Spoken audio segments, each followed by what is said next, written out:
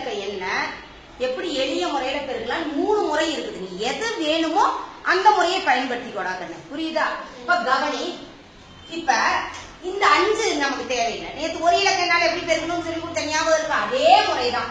3 2 என்ன 4 2 அடுத்தது எதால பெருக்கிக்கணும்? 5 3 5 15 எங்க போடணும்? இங்க போடணும். புரியுதா கண்ணு? அடுத்தது 4 5 20. இது எப்படி போடுறதுன்ற ஒரு குழப்பம் வரும். நல்லா கவனி.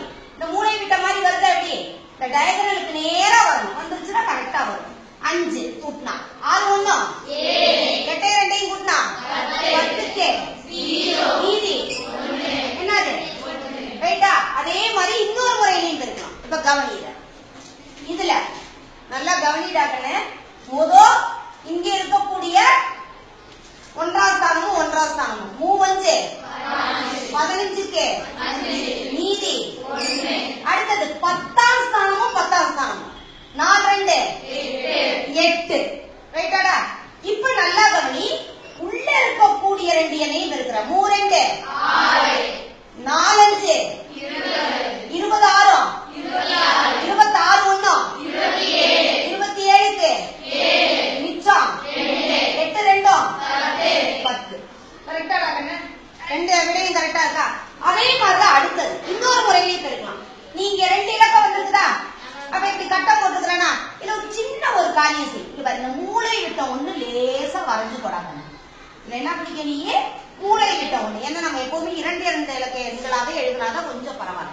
நல்லா கவனி.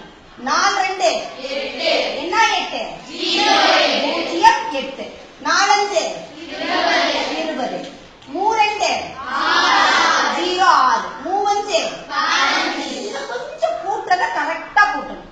இப்ப இது இருக்குதா? இங்க கோடு வருதா? இந்த கோடை வேணும்னா நீ என்ன பண்ணிக்க? அப்படி எக்ஸ்டெண்ட் பண்ணிக்க. புரியுதா? புரிஞ்சுக்கிறதுக்காக. இப்ப இங்க 5 மட்டும் இருக்குது. அடுத்து 6 1 அடுத்தது 8 2 10க்கு மிச்சம் 1 பூஜ்ஜியத்தையும் கூட்டினா வந்துருச்சாடா ஆன்சரு? சோ உனக்கு என்ன முறை வேணுமோ அந்த முறையை நீ பயன்படுத்திக்கொள்ளாங்க.